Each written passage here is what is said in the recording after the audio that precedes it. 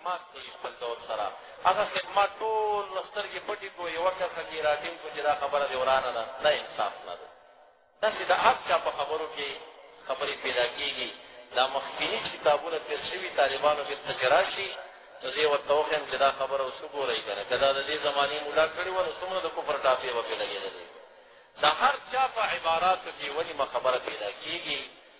خو موږ ته رسول الله مبارک دا فرمایي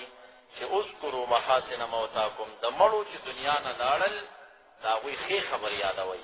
وکفوا عن مساویهم که بدي دې ولیده بدۍ نه یې ژبه بنده که هغوی د الله تعالی طرف ته کلي دي مه یې ژړه د خبرو او بل چې یو څوک مشر وي کشر لري هغه پرې خفه کېږي مشخصا